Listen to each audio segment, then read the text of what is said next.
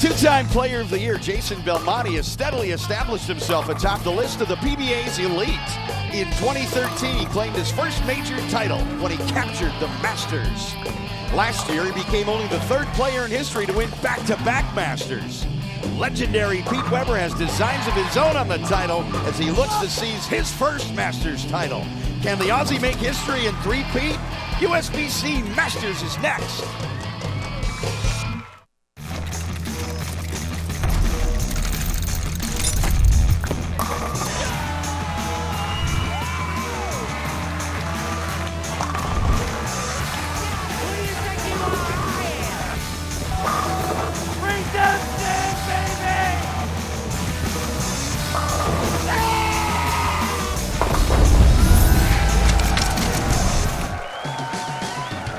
The PBA Tour is live in Titletown, just down the road from the frozen tundra of Lambeau Field in Green Bay, Wisconsin.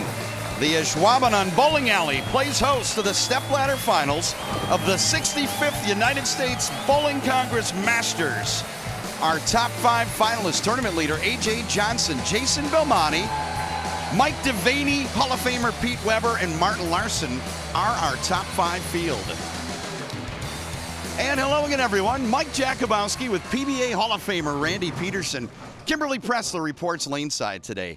336 players to the starting gate in the Masters on Tuesday. The top five are competing for the very first major title on the 2015 PBA Tour.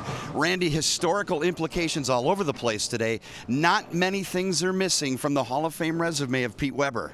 You've been waiting to say frozen tundra all week. But you're right, Mike.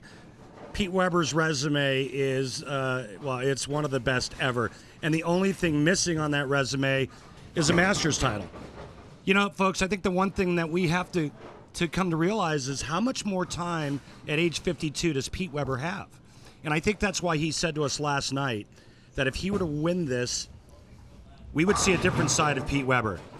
He would break down, get down on his knees, and start crying. And I think that's something we'd all like to see. Weber's going to need to run the ladder. Out of the number 2 slot, Jason Belmonte looking to do what no one has ever done in the sport of bowling. Looking to go back-to-back-to-back titles here at the Masters. Never been done in the 65-year history. But Jason Belmonte was a little distraught when he qualified in the number 2 position. But here's a stat for you. In the history of this event, the number 2 position has the highest winning percentage ever. Jason Belmonte, if he could get through that first match, he will have all the momentum, he'll have a perfect blueprint of what the lanes are giving him, and he'll have all the confidence going into the title match against a player who's making his first ever telecast. I think Jason Belmonte is in a perfect position. Kimberly Pressler is laneside with the 2-time PBA Player of the Year. Thanks, Mike. Jason, you find yourself in the final for the 3rd year in a row. What is it about the Masters and this format that you play so well on? Well, it's just so unique. You know, it's not about how many pins you can knock over. It's just as long as you've got enough pins against your opponent once you make the match play. So, you know, it doesn't necessarily have to be how pretty. It's usually how many. And, yeah, I'm excited to be on the TV show again. Well, we just heard Randy say that you're in the number 2 seed, and that's actually a positive thing, at least from his point of view. What is your point of view on that? Look, I've won this tournament from the top seed and from the 5th seed. So as far as I'm concerned, you know, as long as I can get to the show, I always have an opportunity to win. So if you had told me at the beginning of the week, Kimberly, I was going to be in the number 2 spot, I would have taken it. So I'm looking forward to it. Good luck to you today. Guys, back to you in the booth. Stepladder bracket includes our opening match. Hall of Famer Pete Weber against Sweden's Martin Larsen. The winner gets Mike DeVaney. Belmonte waits in the semifinal, and then amateur A.J. Johnson will bowl for the title today against the survivor of the Stepladder. And the format, as Mike J. talked about in the Open, 336 bowlers started, 15 games of qualifying, top 64 advanced. Double elimination match play, or as I like to call it, if you get to the loser's bracket, you're in bowling purgatory. Pete Weber bowled more games than any other player this week, 39 for Pete, 18 yesterday. It's tough to get out of the land of perpetual bowling, but our top 5 are here. And Martin Larsen opening shot at the Masters.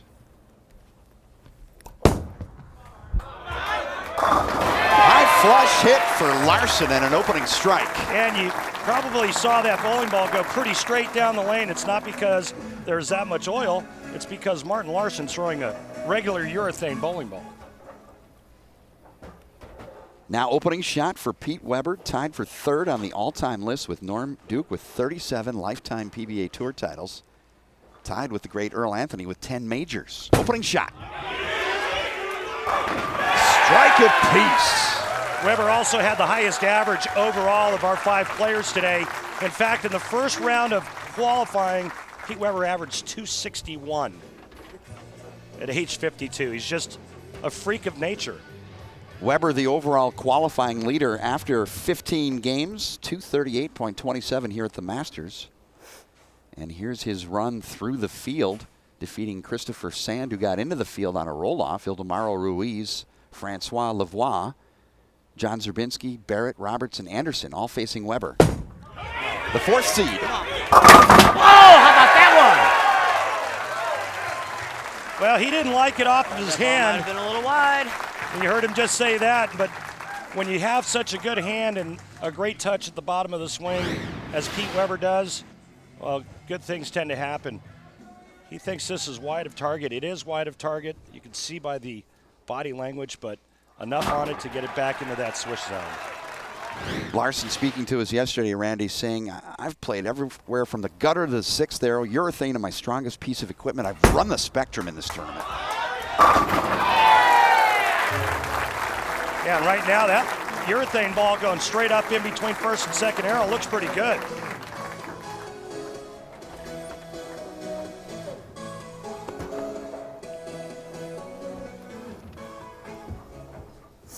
Take a look at his arsenal. Well, there you see the hook potential going with a pitch black. The straightest piece of equipment in his bag by far. Larsen, owner of 6 European Bowling Tour titles, with a win today would qualify for next week's Tournament of Champions. 3rd frame. High flush hit for Larsen, opening turkey. Got it a little bit right, got some more hand in it, and the ball just kind of checked early and then walked right to the 1-3.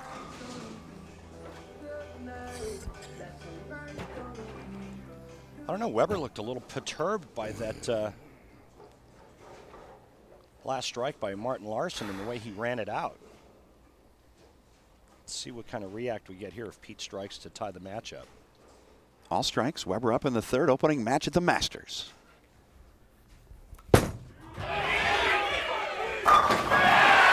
Three apiece. No react. You know, we talked about it before. We saw, how many can forget possibly the greatest telecast in the history of professional bowling? I know it's my greatest telecast that I ever covered, which was the U.S. Open. As we take a look at Pete's arsenal using an Optimus, and you can see how much stronger his piece of equipment of choice is. But the one thing that we've learned over the years, you don't want to rile Pete up on television. Do not disturb. 4th frame. Come on now, Hook. That is right here.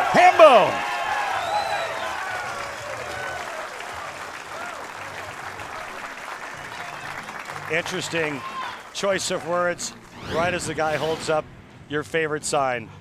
Look at this form here. Just efficiency of motion is what I like to call Pete Weber's game, and a great result there. And of course the beautiful react by Pete Weber.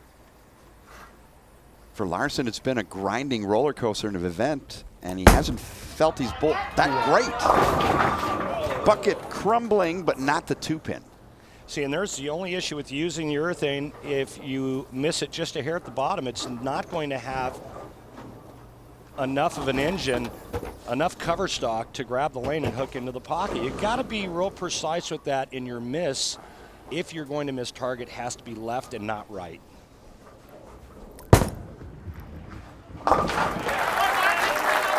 Spare for Martin Larsen.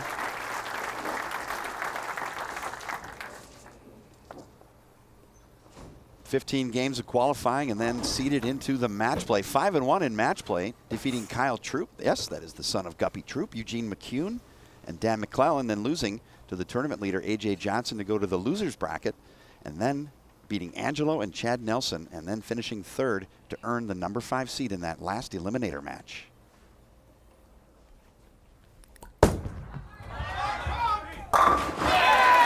You know, Mike, I think it says a lot about Martin's character.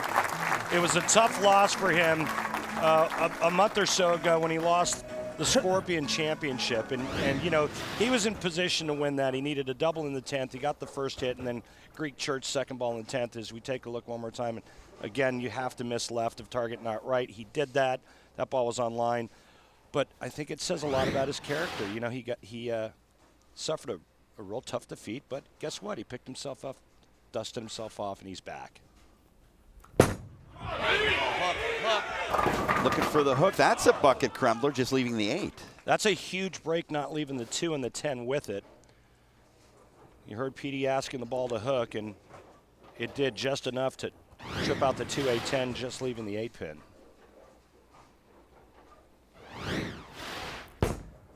Single pin spare for Weber. Corrals it, and Pete's got a 10-pin lead halfway in our opening match.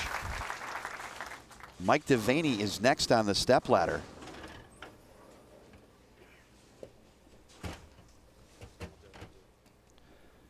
The soil pattern 39 feet in length, and the ratio was just about 2 to 1. It's pretty flat, but you take a look at the number of 300 games here. We had 6. Keep something in mind, we had almost 6,000 games bowled. I really liked the job that USBC did with this pattern. It allowed the players to play all over the lane. 6th frame. Weber in the pocket. Opening match at Ashwaubenon Bowling Lanes. Pete Weber in search of his very first Masters title with the new move. And when we return to Ashwaubenon Bowling Alley, Weber tries to ascend the ladder. Martin Larsen in search of his first title. More when we return on ESPN.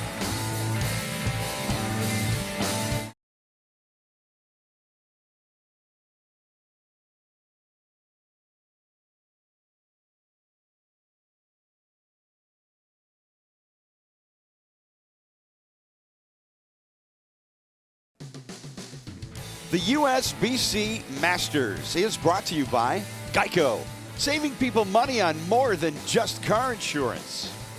By Storm, bowlers serving bowlers. Storm is the bowlers company. By AMF, roll this way.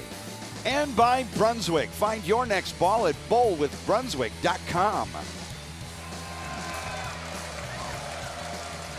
Vince Lombardi still reigns super. A great Lombardi quote, Randy, the greatest accomplishment is not falling, but in rising again after you fall. I know that only so well when I took a header this morning on the ice. Short commute across from the parking lot to Ashwaubenon Bowling Alley. And qualifying took place right here, 15 games for the field.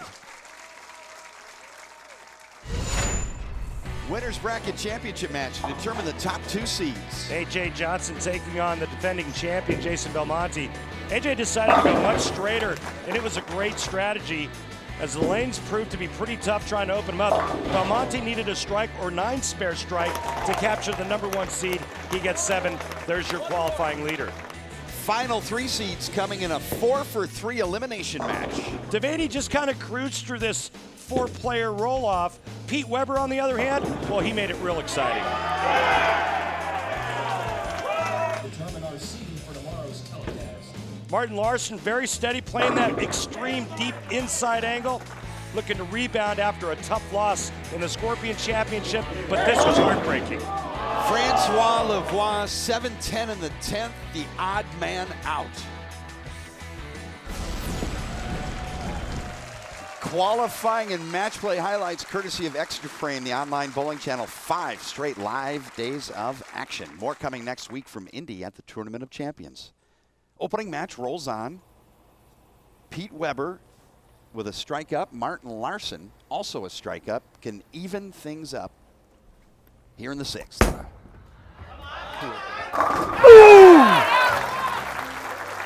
Nice shot there. That time the ball actually read Remember the last time on that lane he went light, and this time he got a mitt full when he let go of it. See that hand open, and then it gets back underneath it at the bottom of the swing. Great rotation, great roll there, and a nice result. Randy Martin saying sometimes bowling is not logical, but I try to see the lane logically. Yeah, he just tries to keep a nice clear picture in terms of what the oil pattern is giving him and what it's dictating to him, and that's how he decides to play the lanes and what equipment to use. Finished 11th in the 09 World Championship. Light hit, another bucket combination, this time double wood. And that was a very similar look to what he did in the fourth frame when he left the 2-pin on the right lane. Again, the ball laboring because he either gets it wide of target or misses it at the bottom. And he knew it as soon as he let go of it.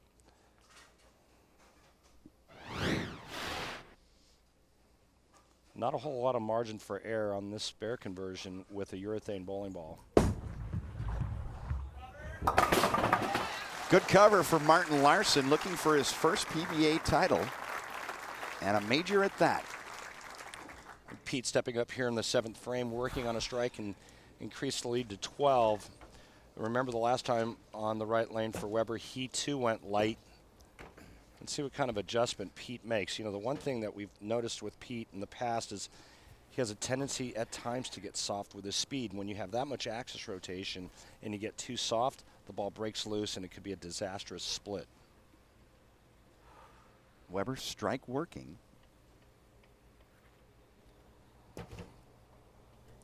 And a reset. Something distracted him. It wasn't me, I wasn't talking.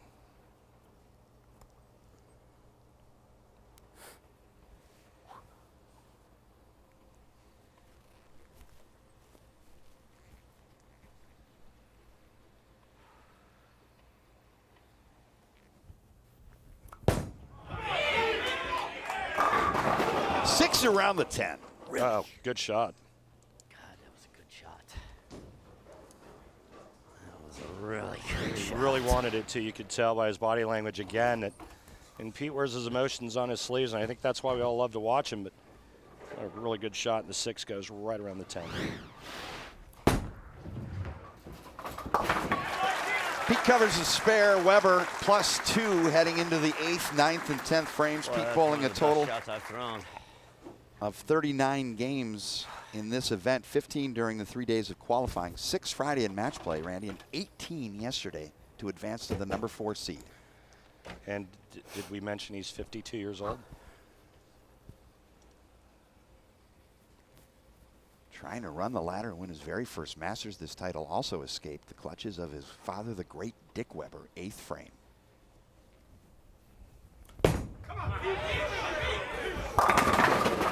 That a 10 of the flat variety. Ball's just laboring just enough when it gets down to the break point. Pete looking for that ball to break a little bit sharper into the pocket. And again, his speed is very critical. A little firm, and it finishes behind the head pin and leaves that 10 pin. I think the one thing that we always fail to talk about, too, is Pete Weber's one of the best spare shooters on tour. 2 pretty good shots. Well, Martin Larsen now has an opening. He can actually strike out and shut out Pete. Take it off the sheet right now for 257. Pete Weber's maxed out at 248, so it's in the hands of Martin Larsen now. 8th frame. 7-10 split.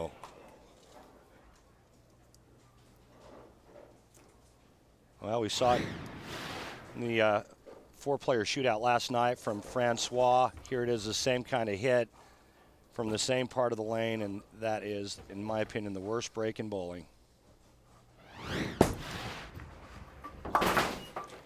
And I say that for a number of reasons. One, it's a good shot, it hits the pocket, but 2, you're left with an open frame. I mean, I've made the 7-10 split only 7 times in my life, so, and it's only been converted 3 times on television.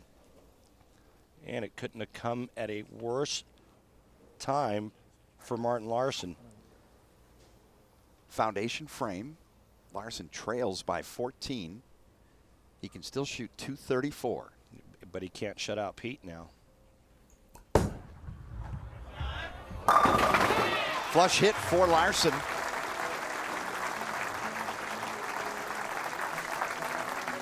The magic number for Pete is now .235. Sorry, Mike. This Martin Larsen's a good player, and he's working on becoming a great player.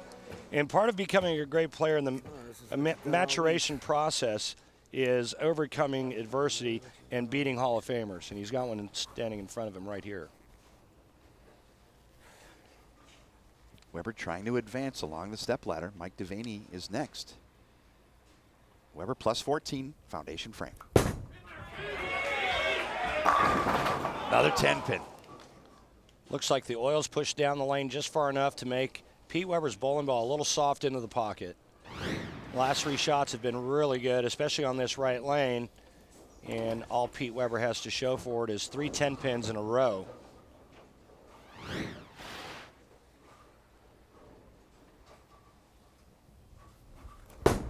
Uh-oh. He got it. Spare for Weber. If Pete were to get by this match, I could almost guarantee you a ball change to start the second match. Re-rack, please. He'll definitely throw one on his fill shot in the 10th frame, but he needs 2 strikes and 8 pins to shut out Martin Larsen. May not have an opportunity to test a new ball in this game, but you might see it the next game. Fresh set of pins for Weber. His first title came back in 1982. His last title was the Tournament of Champions in 2013. Weber with a fresh set of pins. 10th frame, 235 is the magic number to advance.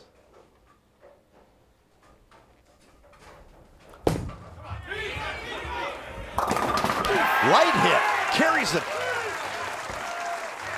Well, he figured out how to strike, and that's to just go a little bit lighter and got the ball into the swish zone. And of course, when you have this much rotation, you're going to create some good pin carry when you go light, and it's exactly what happened right there.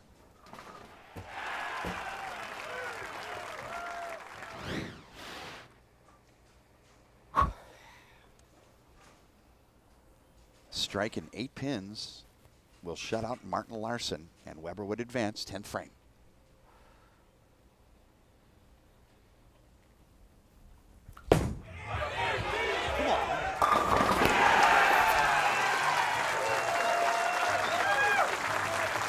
Saw quite a bit of that yesterday during match play as Pete closed out match after match. Well, he really wrapped his wrist around this one at the bottom of the swing, and he made that ball turn the corner, and it went high flush. He needs 8 pins, and he will move on.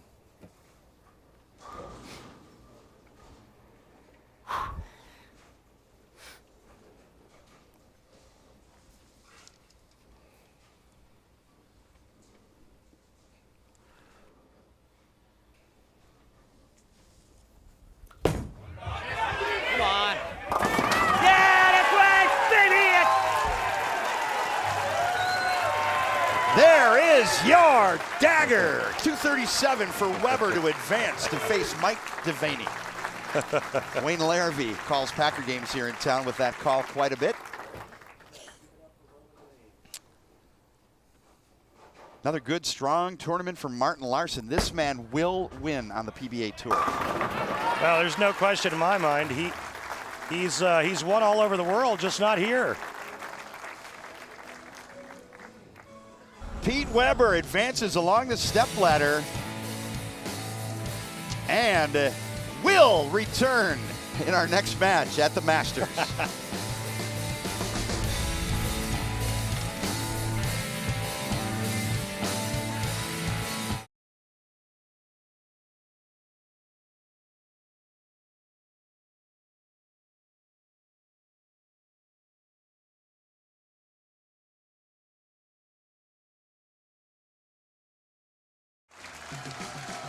The first major title of the 2015 PBA Tour season rolls on in Wisconsin. The Columbia 300 fun fact: since its inception in 1951, this is the first time the USBC Masters has been contested in Green Bay, and the 7th time the event has been held in the state of Wisconsin. the Badger State, the Dairy State, my home state. Well, it's a great bowling state, and it's they're great bowling fans here. And looks like Pete Weber staying with the same bowling ball he used in the last game.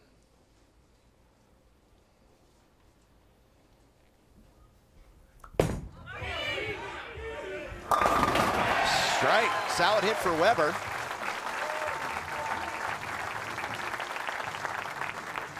Mike DeVaney out of Winchester, California. 2 career PBA Tour titles, looking for his first major. Last title coming back in 2009 at the Scorpion Championship in Allen Park, Michigan. 42 years old, opening shot. Strike for DeVaney. Mike, real solid throughout this tournament, and it's good to see him back under the bright lights. I know that he suffered through some injuries, and I know you've got a little bit more info on that, Mike, but DeVaney has always been regarded as a good player, and it's just good to see him back out here. You can take a look at the match play record, and unfortunately lost to Jason Belmonte in that match, 602 to 594, because of a nosediver. A nosediver that Belmonte threw in the last ball of that match to beat him. But you know what, DeVaney, he really kept a good attitude about it and said, okay, hey, I'm still in this tournament. Got down to the loser's bracket, fought his way back. Here he is today. Mike says experience in the majors is the thing. Must be patient and manage the physical grind. And to get through a tough match like that, because I saw that 10th frame, and that is something that happens in these 3-game total pins matches. Right. You know, it's never easy to win out here, and you know, the task at hand right now is trying to beat arguably one of the greatest players that's ever thrown a bowling ball, and then he takes on the reigning player of the year, who's won this event back-to-back times. I mean, it's a tough road.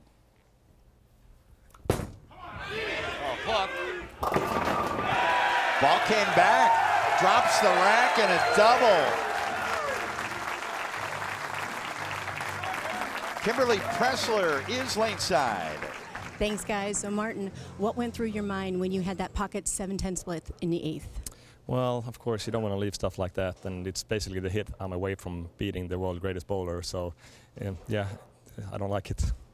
Well, not everyone chooses to use a urethane ball on a medium pattern like this, but you chose to do that. Would you still do it again if you had the chance? Yeah, like I said, one hit away from beating one of the best. I think I would take my chances again and hope I don't leave the 7-10, and then it's basically mine. Well, thank you so much for your time, and we're sorry that because of this loss you don't get to go to the TOC maybe next year. Well, I'll have to try to get another year. Thank you so much, guys. Back to you. Turkey for Weber of the mixing variety. Yeah, not the prettiest, a little messy, but it's still 3 in a row. A lot of times it's not how, it's how many, and right now Weber's perfect through 3 frames. DeVaney said he's feeling good, Randy. No pain, and fluidity and footwork, the basis of his game. Ball comes up high. That's a 6-pin. Yeah, he looked down immediately at the approach. It looked like he stuck. And then normally when that happens, the players grab it at the bottom of the swing, and that's what it looked like Mike did there. And you can see the ball checked right in the middle of the lane and almost went Brooklyn. That is the widest bowling ball I've ever seen in my life.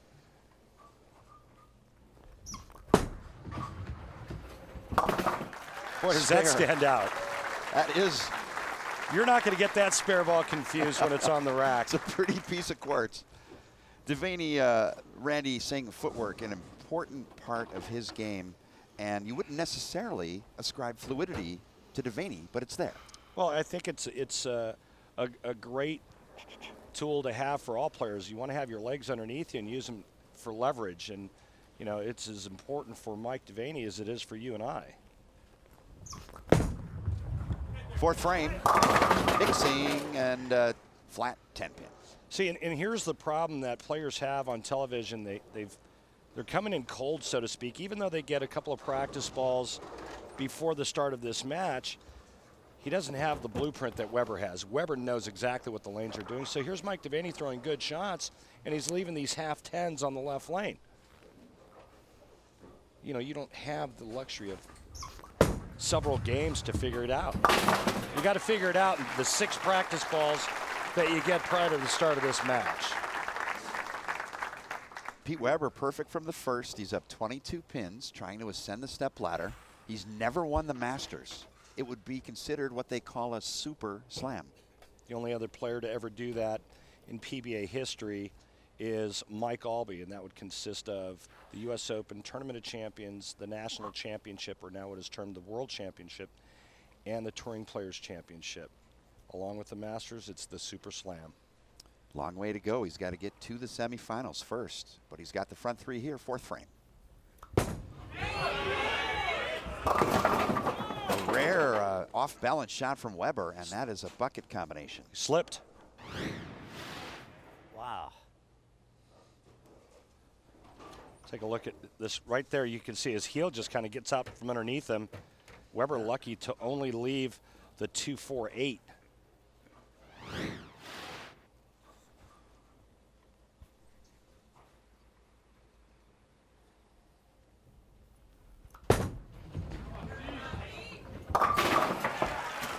Pete coming up a little gimpy there again. Problem here.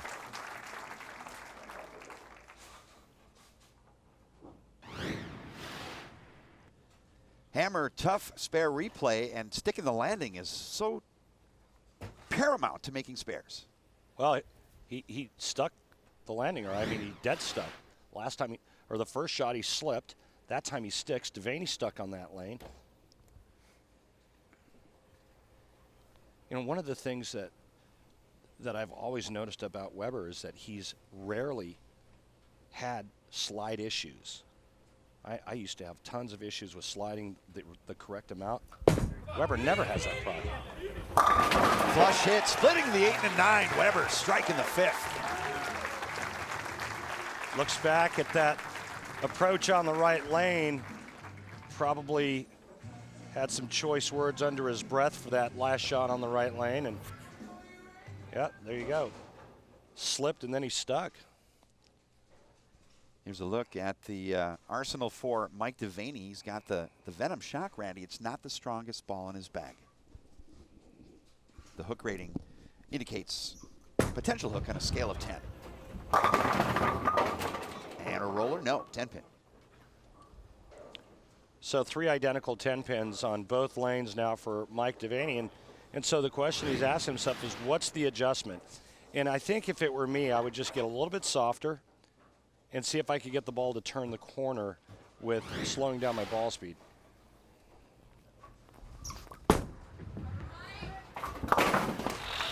Spare for DeVaney out of the qualifiers, Randy. He had the lowest overall average at 216.39, a function of the match play portion of this event. You know, that's the beauty of this tournament, is catching the right guys at the right time, having a second chance if you were to lose your first match. And Mike DeVaney did what he had to do and win, and you know, it's all about winning matches.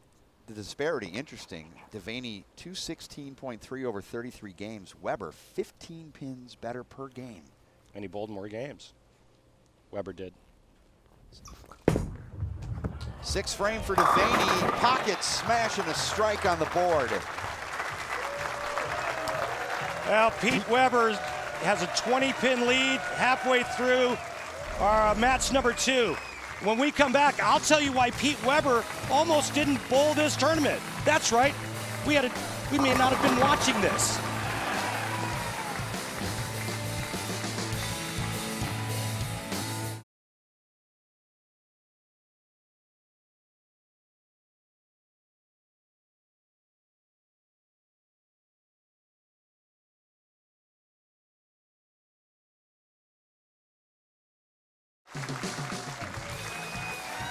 USBC Masters rolls on south of Green Bay, Wisconsin.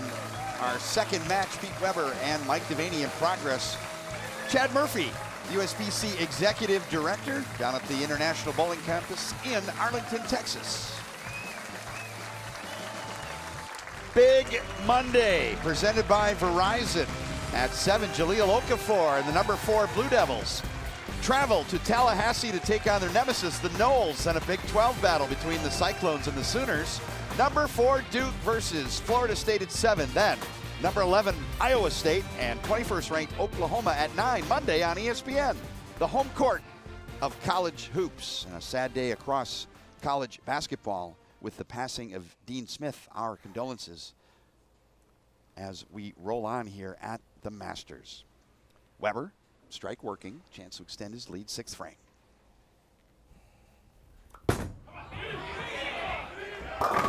Mixing 10-pin. So you want to know why Pete almost didn't bowl this tournament? Yes. So I got a copy of a text from a friend from wife Tracy to Pete. Pete was very unhappy with his performance last week in Milwaukee. Stand by. And so he basically sent a text to wife Tracy saying, you know what, I'm bowling so bad, I'm just going to withdraw. I'm not going to bowl the Masters. And the next text that I read from wife Tracy was, pull your head out of your butt and go bowl the Masters. I love the interplay between and the amount of inspiration that Tracy can provide. Pete Weber up 20, 7th frame, trying to advance along the stepladder.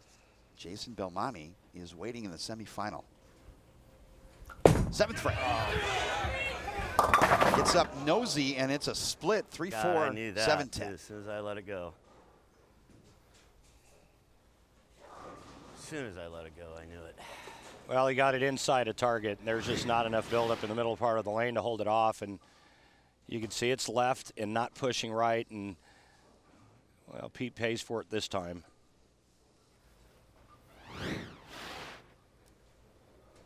Makeable, though, for Weber. And he got it. Cleaned it up. That's why I am PDW right there. Right. He's one of the best ever at the 3-6-10 combinations, whether it's the 3-6-7-10, 3-4-6-7-10, or the 3-4-7-10 right here. He is one of the best I've ever seen at making stuff like this. And that is your Barbasol close shave of the day. And Pete Weber fills the frame. DeVaney up in the 7th, trying to double, and he leaves a split. It's a 2-10.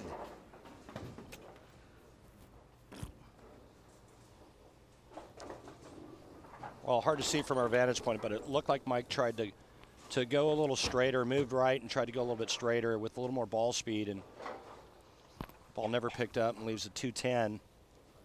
Let's see if Mike can slide the 2 over into the 10 pin.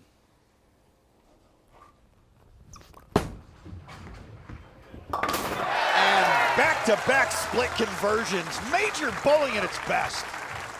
I can't believe Mike didn't say something like, and that's why I'm Mike D. DeVaney. He's such a funny guy. He could have come right back at Weber with something. What a great shot. Mike says, hey, this is where I want to be.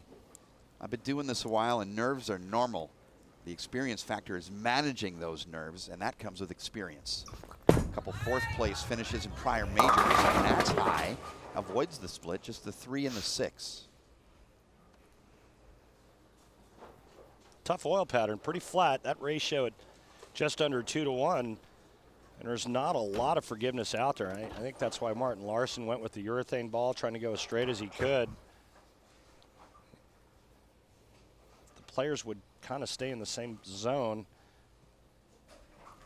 The tendency is to break that part of the lane down. So if they're all playing in, you would think that at some point the lanes would get a little bit better from the inside part of the lane. It hasn't happened yet. Both players clean. Weber the advantage on the opening turkey, and DeVaney trails by 18. Weber now up 8th frame. Let's not leave the 10 pin again. How does he not leave the 10 pin again? Oh, he's just got to hit a little bit more flush. He's either got to go light or he's got to go flush. Anything in between is going to be a half 10.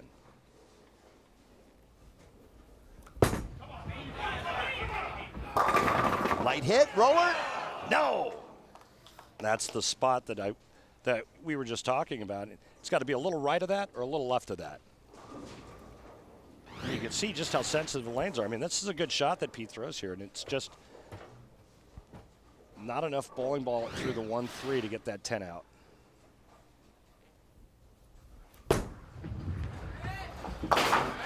But at least it looks like, for the time being anyway, that the approach problems are taken care of, and that happened during the break.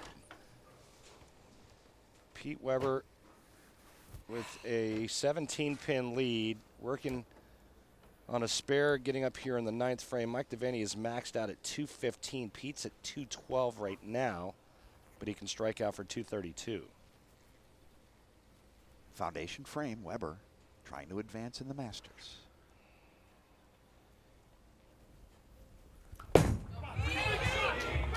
High flush strike. Well, you can see it too at the bottom of the swing. He gets a little bit shorter with his release, or excuse me, with his follow through, and just wraps his hand underneath the bowling ball to make it turn the corner.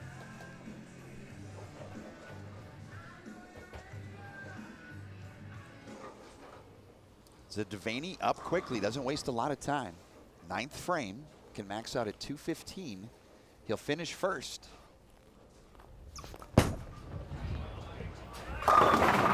Oh, stone 7, and we saw that hit here all week. That's just unlucky. Good shot. He needed it. He knew he needed it to have much of a chance, really, because now if he spares here and strikes out, he's only in the 2-0s, and Weber would just need any kind of mark, and that's just a bad break.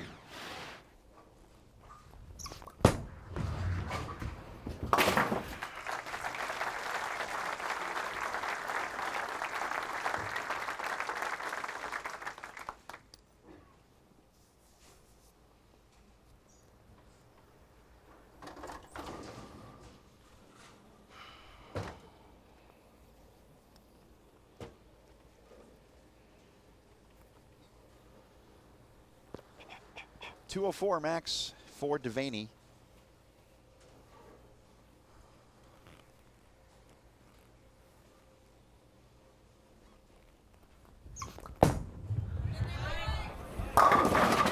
Slaps the 10 out that time. One, two, three 10 pins early on. Makes the great split conversion in the 7th, sliding the 2 over into the 10, and the last 2 shots were perfect, but he only has 1 strike to show for it. He was never able to string any strikes together, and quite honestly, the strike count fairly lean for both players. We have a total of 8 strikes for both players through almost 10 frames, and Mike DeVaney, yeah, he'll get a re-rack here. DeVaney fills it up. He forces Weber to mark in the 10th. Correct.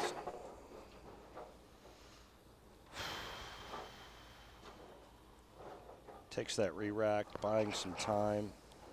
Pete Weber, 52 years of age. He knows the longer he can make Pete sit in that stool, or sit in that chair rather, the tighter his body's gonna get. Double in the 10th for DeVaney.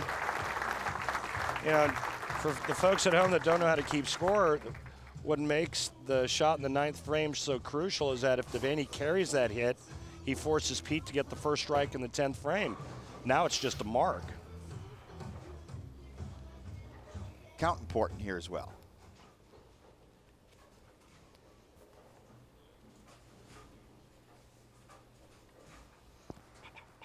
Mike surveys the scoreboard.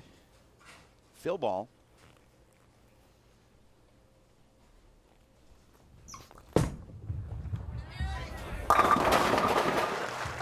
Weber needs a mark. Any mark will win. And a good finish by Mike DeVaney. 10th frame for Weber in search of his first Masters title. Needs a mark to advance to face Jason Belmonte.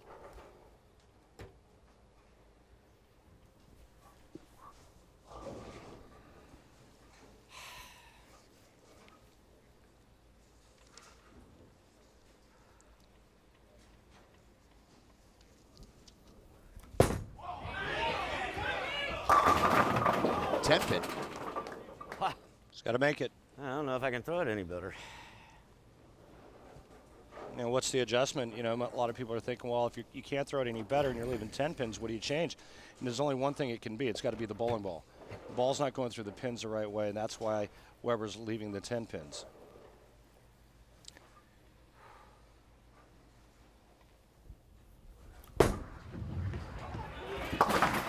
Pete Weber advances to face Jason Belmonte. Belmonte said it last night. Just a couple sticks to advance, and Belmonte said it last night. Pete Weber will make this television show. Pete Weber will make the semifinal match. I will bowl Pete Weber, and I will beat Pete Weber. That match is coming after 3 sticks are hit here.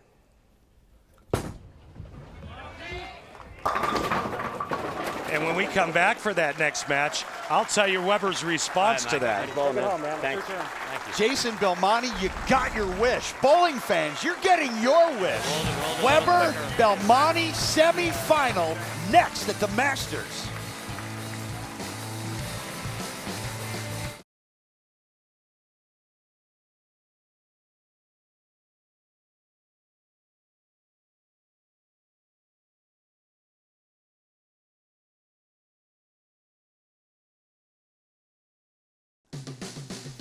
The USBC Masters is brought to you by Barbasol. Life is full of close shaves. Make sure your close shave is a Barbasol close shave. By Motive Bowling, get motivated. By HotelPlanner.com, the best place to book hotel rooms. Best rooms, best rate, guaranteed. And by Track Bowling, make the smart move. No trip to Green Bay complete without a visit to Lambeau Field and the pass through the Packer Pro Shop and the gift shop. Bobbleheads, fatheads. Is there a Randy Peterson bobblehead out there? There isn't, but rumor has it you have a Randy Peterson fathead on your wall. That's very true. I like to be lilted off to sleep at night. It's disturbing, Mike. Here's your stepladder. Weber advancing along. And now he gets Belmonte in the title match. Amateur A.J. Johnson will get the survivor of Belmonte and Pete Weber.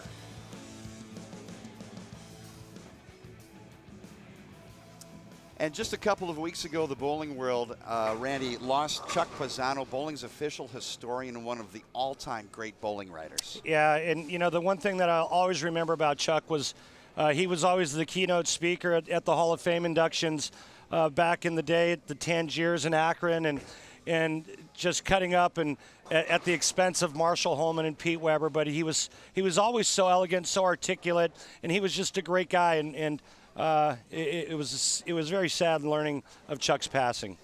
A great loss for the bowling community, a titan, Chuck Pisano, a member of the PBA and USBC Halls of Fame and the sport's official historian. And his writing career spanned more than 60 years. And he would have loved today with his friends John Jowdy and Dick Evans calling an epic battle in the semifinal match. Yeah, those three are up right now having some coffee, watching down, looking at this tournament. And this is really epitomizes what those three really enjoyed about our sport. And they would have loved to have seen this match coming up next. It's a semifinal. Pete Weber and the historical implications. Jason Belmonte's got his own history on his mind. A.J. Johnson stands in between. That semifinal match is coming up next live at the Masters.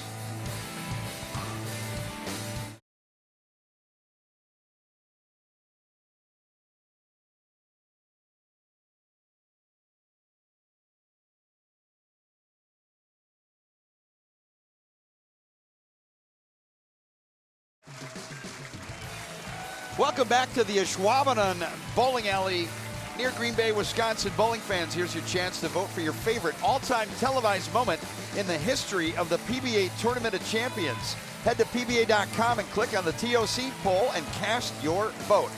The top 3 vote getters will be counted down during next week's live Tournament of Champions from Indianapolis at Woodland Bowl next Sunday on ESPN. Jason Belmonte, the number 2 seed, 2-time defending champion here at the Masters. Nice break there against EJ Tackett. He needs just a couple of pins on his fill shot, throws it down the middle.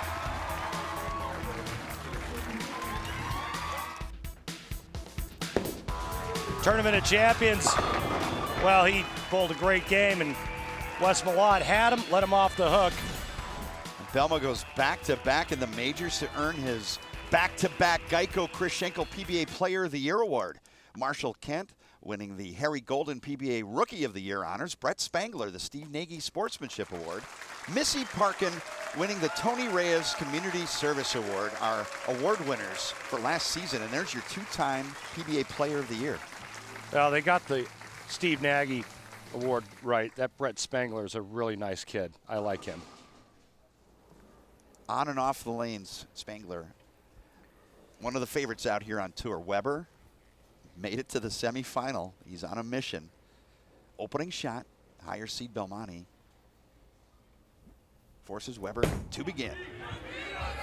And a 4-pin. And it's interesting because during the break, Weber's allowed to practice on the alternate lane right next to the TV pair. And before both of his matches, he was actually staying warm, throwing a urethane ball. I'm thinking, I wonder if Pete's going to make the switch to that. Nope, stays with what he's been using. Weber covers up the single pin, still having some footing issues.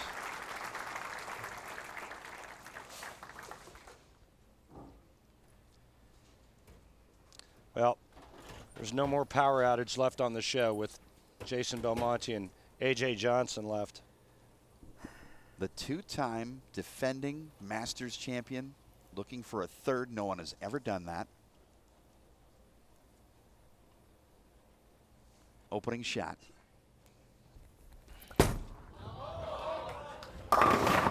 And a matching 4-pin for Belmonte. Winning 3 in a row in majors, Jason Couch accomplished that, Randy, in the Tournament of Champions. Yeah, and you know, I have to announce, unfortunately, that Jason Couch's mother, Darlene, passed away just a couple of nights ago, and I know there's a lot of heavy hearts out there right now, including my own, and I know everybody here, Jason's family out here. We all want to pass along our deepest condolences to Jason, his dad Cliff, and the rest of the Couch family. And I will add my thoughts as well. And now let's head down to Laneside with Kimberly. Thanks, guys. Mike, why do you think it was that you weren't able to double until the 10th? Transition. You know, bowling only a 1-game match and only getting limited shots of practice, the lanes are going to transition quite rapidly as opposed to as they do in the qualifying or the match play. And you know, going from the practice and waiting a game and then coming in and getting a few shots, you have to make your decisions on the fly. And I just didn't make my decision with confidence to put the strikes together until towards the end of the game. Well, how are these lanes transitioning? Well, rapidly. With the lights and the heat, it's really warm on the set. They transition considerably faster than they did during the week. So, you know, like I said, you got to make your decisions on the fly and do it with confidence. And I just didn't do it with confidence in the beginning of the game until the end, and I gave Pete too much, you know, leeway to run him down. Thank you so much for your time. Guys, back to you in the booth. Belmonte crossing over for a strike. And you can see just how much deeper Belmonte's playing than Weber. And Pete, probably a good 15 boards right of Belmonte. And Belmonte, you know, he said it, told us last night he was going to go to his A game. He was going to move way in.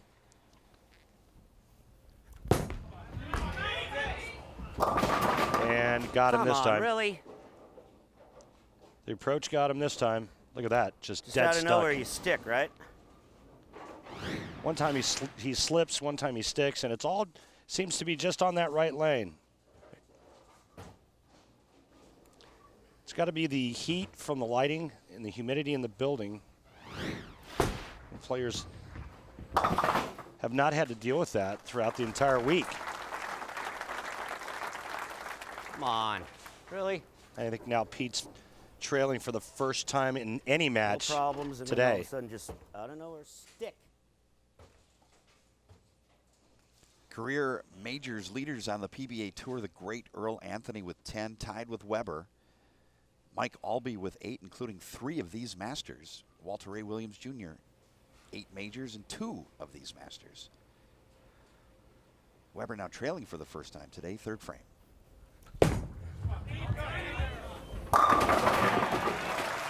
It looks like he's using the same bowling ball, but he's got a couple out there that have different drillings. He's going with a pin up on one lane and a pin down on the other. Belmonte called his shot. He said Weber would get here and I will beat him.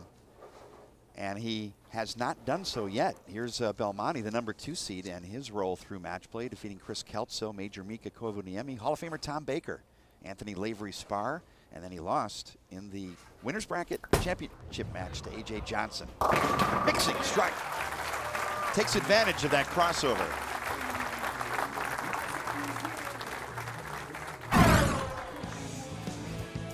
'13 title match in the Tournament of Champions when the big heavy hand guys were lofting the left gutter cap. Weber was using that great hand in rotation, and boy, he really took care of Belmonte in that matchup.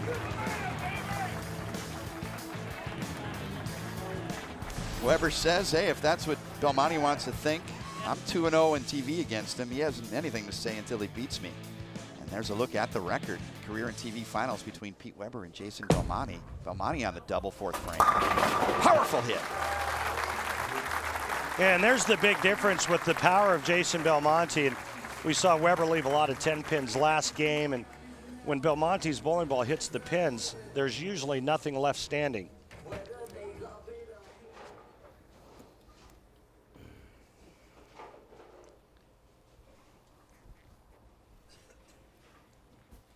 Important shot for Weber back on the lane. He left the 2-8-10 on 4th frame. Needs a double.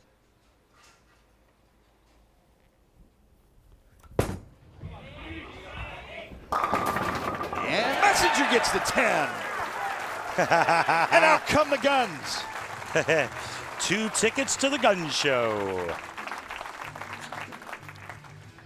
That was a big hit because if he doesn't strike on that ball, he fails to double. Belmonte's working on a 3-bagger. Watch the action of the head pin coming across, and the nose of the head pin takes out the 10, and then Weber just gives it the business.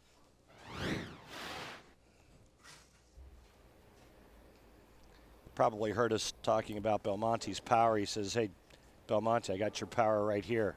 Now he's looking to throw another strike here and cut this deficit to 14.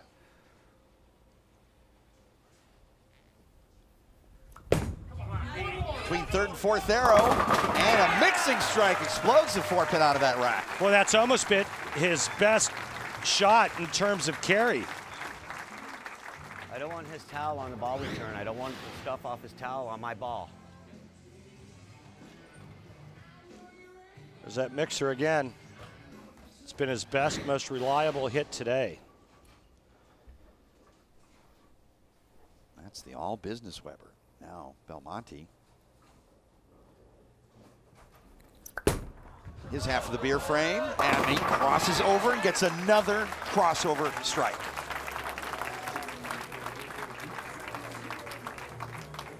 What I'm going to lose to Brooklyn's. Well, you heard Pete say it himself. Belmonte's got a 4-bagger, 2 of those Brooklyns on either end. Watch this. You know, you never want to see it when it happens to you. You never want to do it when you're bowling against your opponent. Unfortunately, sometimes it's part of the game. How's that stat? He's made 9 out of 11 finals in majors. Hurry. Just 2-pin. That could have been 2-8-10 territory. Jason's in a tough spot because if he gets the ball too far to the right, he's going to go light. If he gets it left, there's no chance of that ball holding its line. Pete broke his glasses. Not sure if he's got a backup pair or not. Snapping the lens back in. Pete also apparently irritated with the placement of Belmonte's equipment on the ball rack. He said he didn't want his towel touching his bowling ball.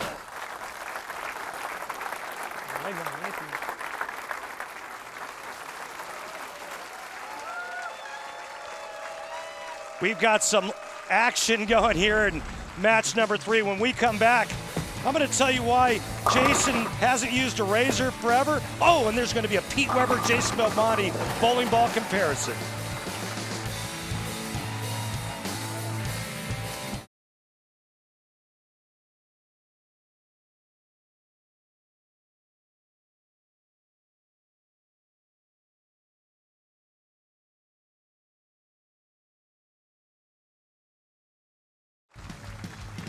Today at 3:55, the United States men's national soccer team takes the pitch against Panama in an international friendly. The game is also live on Watch ESPN. Back half of our semifinal match at Ashwaubenon Bowling Alley. Mike Jakubowski with Randy Peterson and Kimberly Pressler. Mike, would you call this match an international friendly? I would call this an international approaching unfriendly. It's a heck of a rivalry. Both of these guys have history. Can't get it. And the 10-pin doesn't fall. There's so much on the line. This has eluded the Weber family for years. Belmonte's trying to do what no one has done before. Belmo came in saying, I want this man. And what was Pete's response? He said he's not afraid of these young guys. Look out. Skinnies it. Knocks it down, spare in the box for Weber. And again, a footing issue. Well, he's got a striking issue as well, especially on the right lane. And unfortunately for Pete Weber, he's going to have to finish on that lane. And, you know, we talked about the bowling ball that he's using. He's been going back and forth from a pin up to a pin down. He goes to the pin up, and he was telling his ball reps during the commercial break it's the only one that he feels comfortable he can hit the pocket with.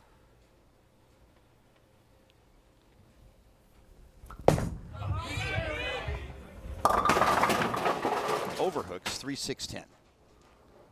Left lane is broken down. It looks like it's going to start hooking now. The right lane looks like somebody poured a gob of oil right in front of the head pin because the shot on the right lane looked really good, and it got to that spot right there and just kept accelerating straight. That one actually grabs the lane and hooks.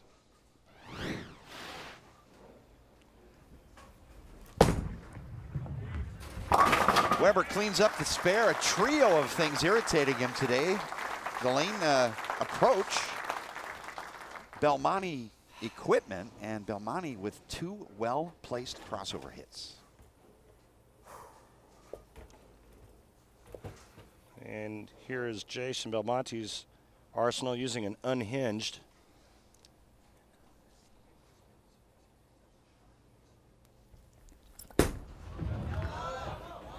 That's high. 3-6-9-10, a particularly tough spare in this bowling center. Yeah, because of that back pin. Remember, we talked about right before we went to break, I gave you a little something about a razor with Jason Belmonte. He said, you know what? I haven't used a razor on my face in over 6 years. I was just thinking, man, I wish I could get away with that.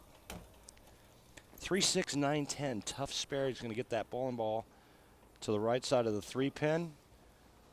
The ball will drive the 6 into the 10, and he will have that bowling ball take the 9 out.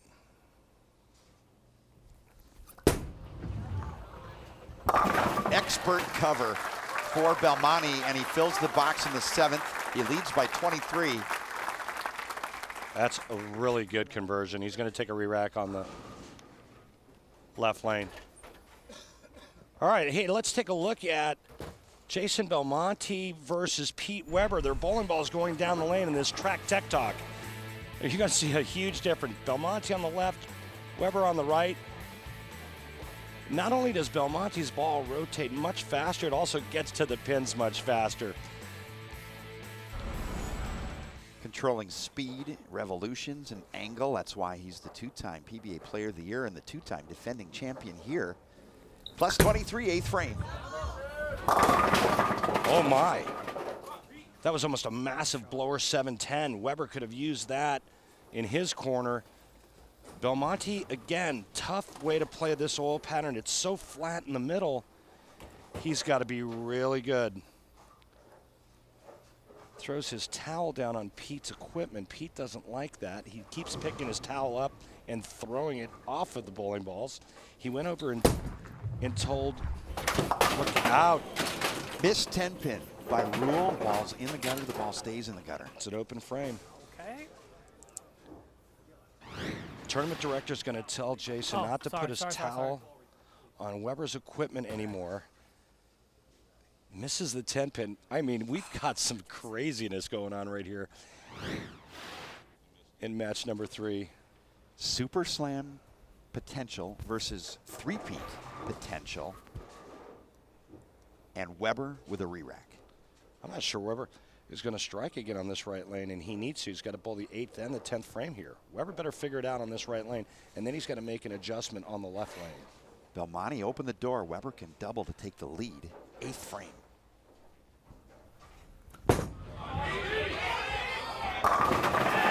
Splits the 8 and the 9. Well, he can't take the lead, but he can cut it to 1 with a strike here. Re-rack. It seems like the more agitated he gets, the better he gets. The greats can channel it. Weber can channel it. Well, he figured out that he has to go straighter on that lane. What's he going to do on the left lane? Pete is out of re-racks now. The players are allowed 2 a game. He's done. Big shot coming up right here. Monumental foundation frame.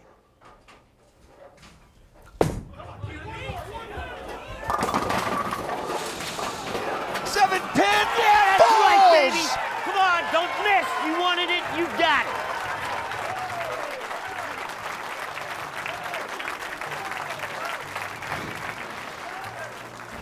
Well, the greats just find a way to get it done, and this was a really slow rack, and Weber was just hoping for a break to get back in this match, and that's probably the biggest break he's gotten of this tournament. Belmonte after the open, his foundation packs the pocket. That's a great shot, and it was a great react coming off the lanes. Weber knows what Belmonte said. You talked about it. Here's the situation. If Jason Belmonte strikes out in the 10th frame, he will shut out Pete Weber. If he doesn't strike out in the 10th frame, Pete Weber can still win. Max score for Belmonte, 233. Max score for Pete Weber, 232. And there is the possibility of a tie. 10th frame.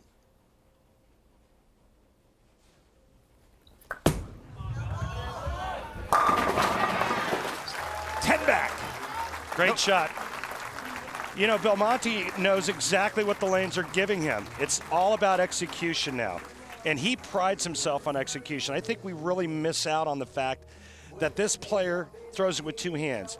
And he is the back-to-back reigning player of the year. He's a special talent, but he does it a totally unconventional way. We're so used to seeing him with this 2-handed style, I think we lose sight. But the bottom line is, he's figured out what the lanes are giving him. It's all about execution. Can he execute here in the 10th frame?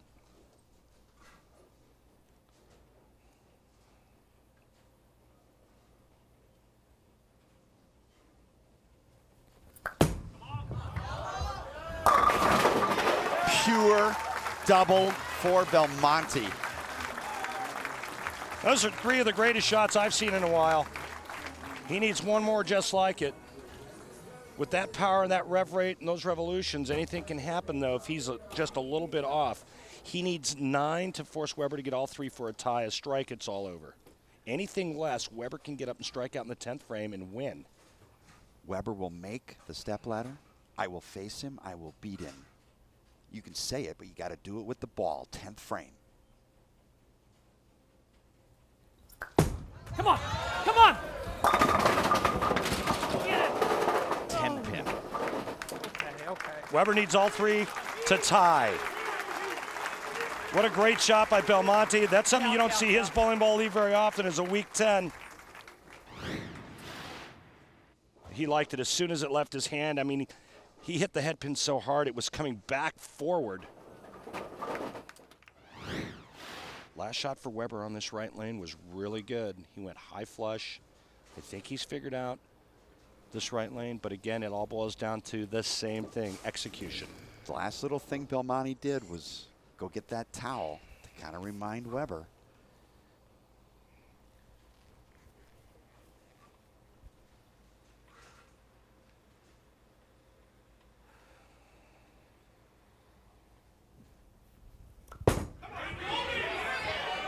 Nope, that's high, baby split. Jason Belmonte advances.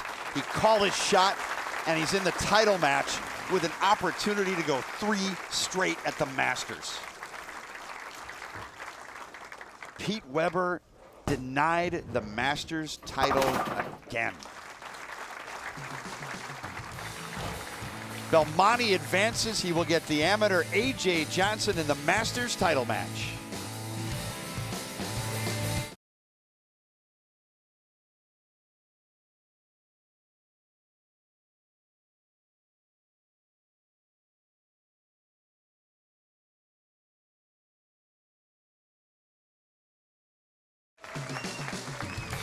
The 2015 USBC Masters Stepladder final at Ashwaubenon Bowling Alley, south of Green Bay, Wisconsin. Mike Jakubowski with PBA Hall of Famer Randy Peterson and Kimberly Pressler. Hey, Mike. Time for the Geico Championship recap, Randy. Match number 1, Martin Larsen, just a horrible break in a really tight match. 8th frame, 4-7-10. Weber, well, he needs a double and 8. He gets up, and he gets all 3 in the 10th.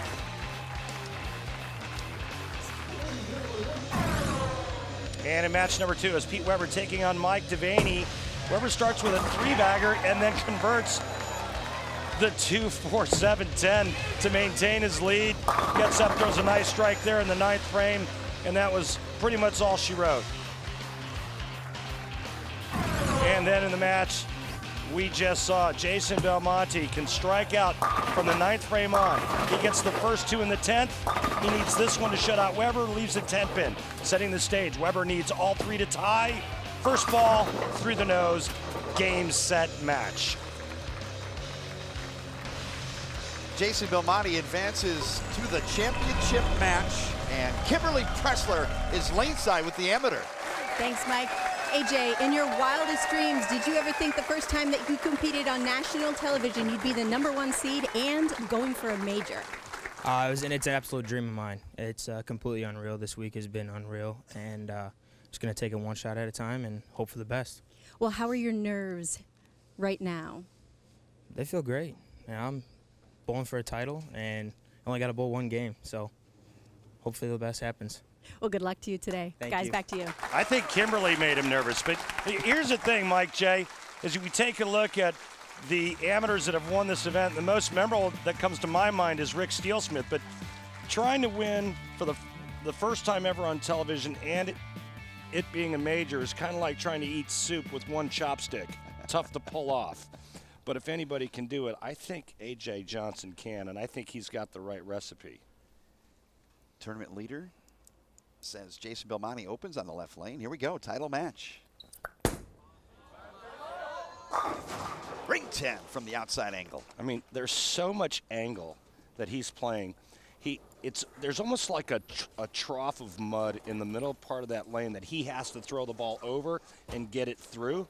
If he gets it too far right, the ball doesn't hit the head pin. And he just makes it look so easy. I think A.J. Johnson's going to go straighter and play where Pete Weber was playing. Belmonte cleans up the spare. Folks, opening shot for Adam A.J. Johnson. I'm sorry, Mike. Folks, you're in for a real treat. This is a great young man, nice kid. I've known A.J. since he was about 17. But watch this kid throw it. He is a great talent. Has taken advantage of opportunities USBC provides as a member of Junior Team USA and Team USA. Opening shot. Skates wide. This is the head pin. 1-2-4-8. And that's just pure nerves right there.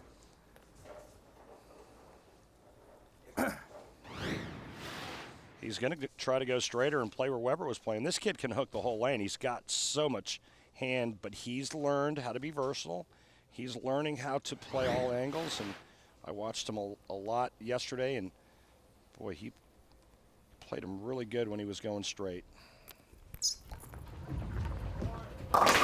Screech to the line. A.J. Johnson just stuck to his game plan, and it's worked all week, Randy. He only tries to do what he can do. And now Kimberly Pressler's with Pete Weber. Thanks, guys. Pete, you looked a little bit aggravated out there. What was Belma doing that was making you that way? Well, we asked the players to keep their towels and rosin bags off the ball return, and he kept putting his towel on the ball return, and I don't want the stuff on my bowling ball, you know, because I don't wipe my ball off. So whatever's on his towel is getting on my ball. That's what I got upset about. Do you feel like that was affecting your play then? I let it get to me, but you know what? I think they should have enforced it. As soon as he set it on the ball return, they should have told him to get it off. So that's my opinion. This was a heartbreaking loss for you, and thank you so much for your time. No problem. Guys, back to you. No bones about it. Well, I mean, it's one of the reasons why we love Pete. He's honest. You know, he's always been an honest guy, and he'll tell you exactly how it is, and I think you have to respect him for that. Baby split for Johnson. Great shot there. Nice cover.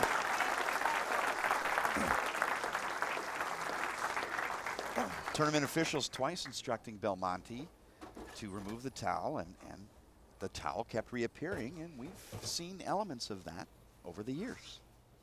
Little opportunities for Belmo. All spares here in the title match.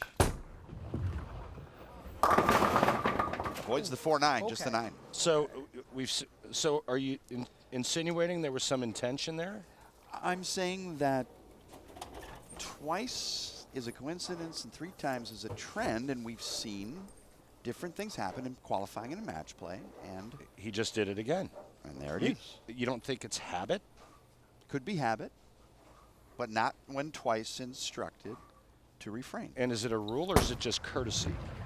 I'll have to check with...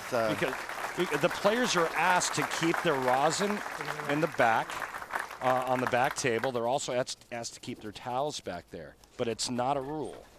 And, you know, the players are so conditioned to, you know, just like he just went there, he took a re-rack, he went to the water bottle. I mean, us players are creatures of habit, and we get into these habits. I guarantee he's going to put it right back down on the bar return. There you go. Boom. It's just a habit. That's what he does. You know, one of the things that I always hated when I was bowling was when a player actually covered up my bowling ball with his towel to where I had to physically touch it to get it out of the way. I hate that. Third frame, 10-pin goes down, strike for Belmonte. That's not a full towel. That's a little chamois. That's a small square chamois, and he's just simply putting it down in the flat part between the bowling balls. Now, if it was you and I going at it and you kept putting your towel on top of my bowling ball, I'd throw your towel over to the next pair. I've seen it done before. Have you been the offender of that flying towel? No, Marshall Holman. Marshall Holman once threw his Norm Duke's rosin bag at him. Johnson yet to hit the pocket. Closer. Oh. Almost a big break, just a 2-pin. So again, it's a very similar ball reaction for A.J. Johnson as it was for Pete Weber. Both players playing the lanes very similar. You can see the right lane pushes. There's a very slick spot as he trips the 10 out, almost carries the 2. So there's that little wiggle spot on the right lane, and the left lane hooks a little bit.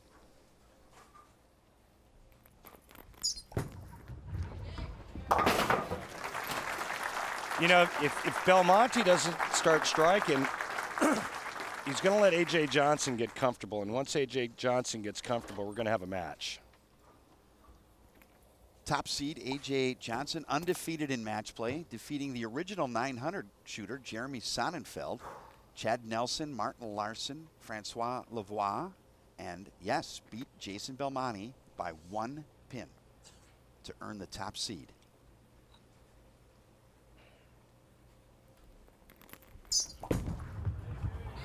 A little wide again, pays the maximum penalty, 8-10.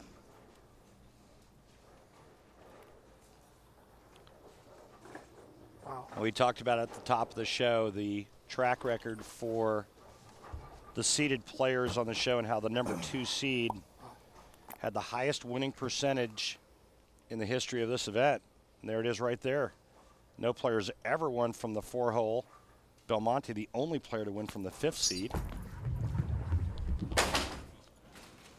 And he missed them both. couple factors at play. First appearance on television, but also what's left on the lane surface. Well, the lanes have broken down and have become very difficult. Belmonte knows that. He's been in this position before. He has his nerves in check. All of that is going against A.J. Johnson. High, and a split for Belmonte, 3-4-7. Yeah, he got soft. Looked like he got soft with that shot, and this might be the one thing that loosens up Johnson. I mean, unless Jason can slide the 3-pin over into the 4-7.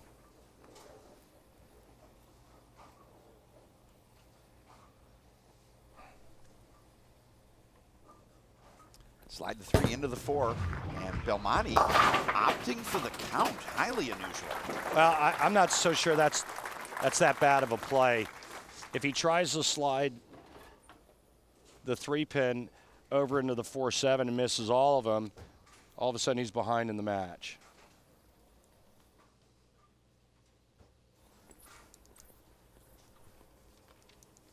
All right, well, he wouldn't have been behind the match, but he would have been tied in the match. They would have had both had 63 in the fourth.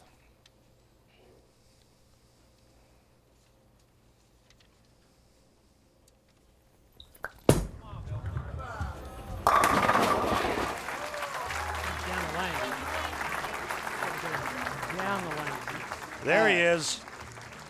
Dave LeBar, co-proprietor here of the Ashwaubenon Bowling Alley, joined by Dave Drew, the co-proprietor here, and Matt Orvis, the general manager. Big thanks to Ashwaubenon Bowling Alley, great hosts of this 2015 USBC Masters, 60 lanes here in Ashwaubenon. As tough as the first 4 shots, Randy, A.J. Johnson is in this match. He still is. He's still in it. He's going to make ball. He makes a ball change right here. Let's see what happens.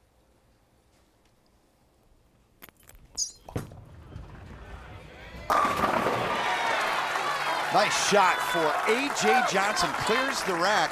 We talked to him yesterday, Randy. He said the key to his game is waiting for it at the top. He's got to be real soft with his shoulder and his hand at the top of the swing so he doesn't pull down and grab it. But after his last shot on this left lane, he went over and spoke with Tim Mack, his tour rep, and I guess they had a conversation about changing equipment, and A.J. Johnson went to something stronger. Throwing the Marvel S. He was throwing a rocket. Chance at double for Johnson. He can take a lead here. 6th frame, championship match at the Masters. Between 3rd and 4th arrow. Wanted it to push 4-pin. Yep. 2 good shots, though, after he made the ball change, and he's got he's got an idea now of what the lanes are doing and what equipment he thinks he should use. He makes that ball change, and that ball looked pretty good for those 2 shots. Maybe another board or 2 left with his feet on that left lane, and he'll be dialed in. A.J. bowls collegiately at McKendree University in Lebanon, Illinois. He plans on turning pro after his last ball in college competition. Wants to bowl full-time and travel the world. Come on. Good shot. 2 good shots in the 5th and 6th for A.J. Johnson. Did you also mention that he's studying sports management? I did not. Well, because I could use a good agent. You know, if the bowling thing doesn't work out, maybe A.J. can represent us. Wouldn't hurt. I'll ask him. Post-round. Belmonte strike up. Leads by 4, can extend his lead. 6th frame in the title match.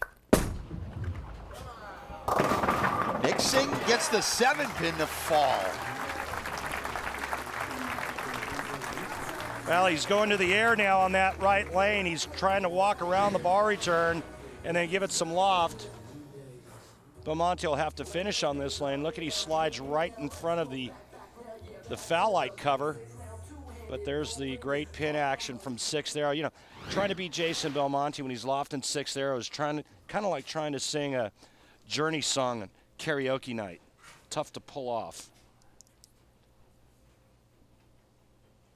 Double working for Belmonte. 7th frame. 7th arrow. Oh, fly. Why? 3-4-10. Silly. Well, Silly. I've been doing the telecast for quite some time now, and I'm not sure I've ever seen the 3-4-10 left. Just got to get the ball over into here and then slide that 3-pin over into the 4. No choice but to shoot at the split this time. It's close. Converts the split. We've seen this time and again in majors. Not only does he strike, but he pulls off shots like that. My question now is he second guessing himself in the fourth frame for not going for the 3-4-7? What a great shot when he needed it most. He throws a great spare conversion right at A.J. Johnson. Johnson bowling in just his second Masters event. He finished 82nd here last year, and now he's got a battle on his hands with the two-time defending champion. Doublewood 2-8 light. Wow. That's the lane that has that extra glob of oil, it seems like, right at the break point. Weber battled through that for about 3 games, and now A.J. Johnson is saying wow because he thought that shot there was perfect. He just saw what Weber saw throughout all of his matches, and there it is once again.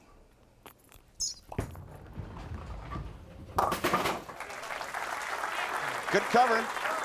Only trails by 13. He's still in it. A.J. Johnson is a good player, though, and you can tell this because he finished 17th at 2013 U.S. Open, and you don't make match play at a U.S. Open unless you're a good player. And this A.J. Johnson's a good player. Right now, it's all about how much he can learn in a very short period of time and how he can handle his emotions and execute. He's only down 13 pins going up into the 8th frame. They call him the Shark. He's going to need a cold-blooded shot here, 8th frame.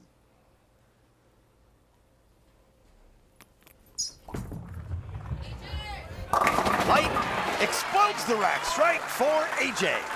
He's a Carcarius. He's a great white. Thank you, Richard Dreyfuss. And a great shot in a tight spot. The kid's got maple moxie. That's a great shot right there. And it's nice to be young so you can get down to the foul line that low and use your legs and then just rip through it at the bottom. What a great shot.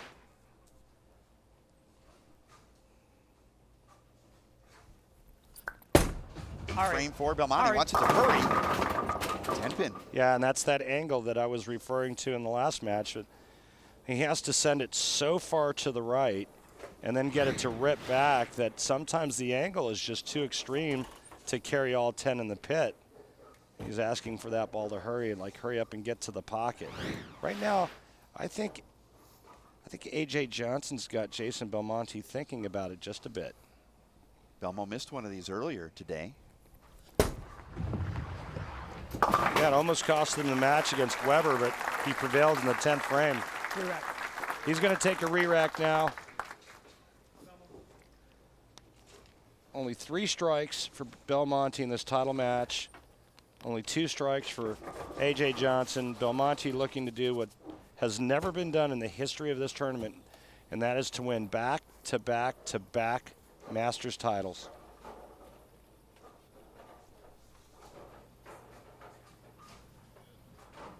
Mike Albee has 3 Masters titles, but not consecutively.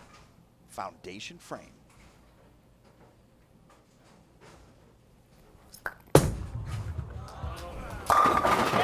Packs the pocket. Well, that was a big strike because now, no matter what A.J. Johnson does in the 9th and 10th frame, he cannot shut out Belmonte. If Belmonte didn't strike there, A.J. Johnson could have won this.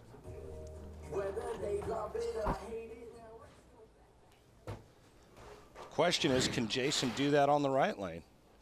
I think it's the tougher of the 2 lanes. A.J. Johnson, your tournament leader, got choice of starting lane. He chose to finish on the left lane. Let's see if he can strike on this right lane.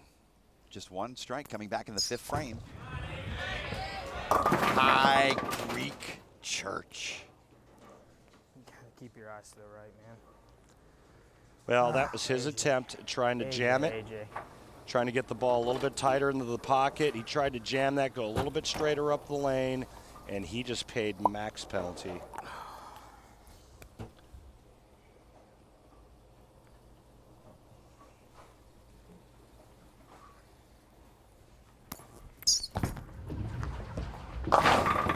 Oh, Come on! man, what a great try.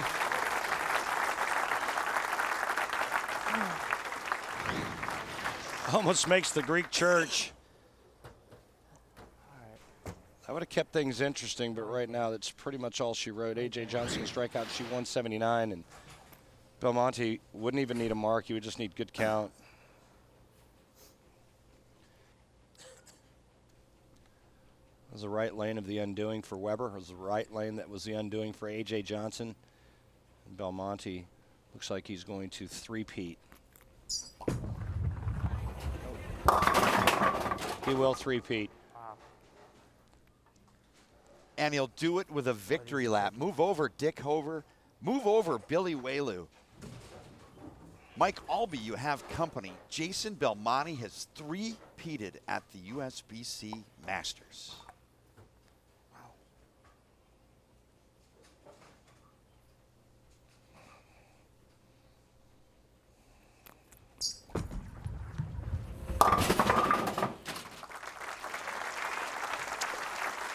Oh boy, these got bad. Well, you heard AJ just say these got bad, and he's right.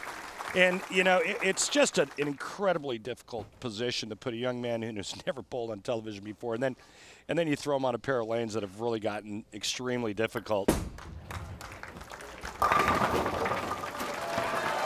And a 10-pin late for good measure. Jason Belmonte will hoist the trophy for the third straight time when we return to Ashwaubenon Bowling Alley at the Masters. Way to break it, kid.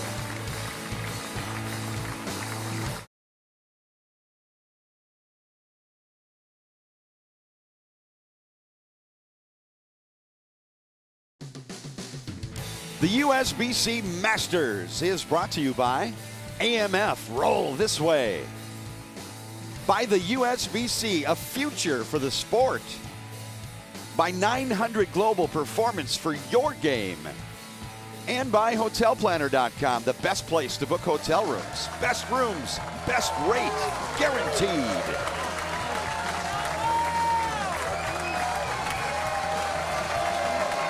Three-peat for Jason Belmonte. It's never been done. You just witnessed history on the PBA Tour. Final score, 202. A.J. Johnson, 157. Kimberly Pressler is with our champion. Thanks, Mike. I'm also here with Chad Murphy from the USBC with the trophy presentation.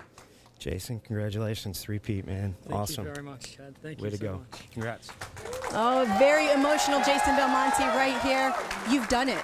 You are going in the history books as a three-peat. You've won this 3 times. What does this moment feel like for you? It's indescribable, Kimberly. I'm shaken, I'm ecstatic, I'm nervous, I'm happy, I'm every word that you can possibly describe. And you know, my children and my wife, Kimberly R. and Hugo, they got up early this morning. They're sitting by the TV watching me bowl all the way back home. So this is for you guys. I love you, I miss you so much, and I can't wait to put your names on this trophy with me. Well, congratulations, Jason Belmonte, on winning the three-peat.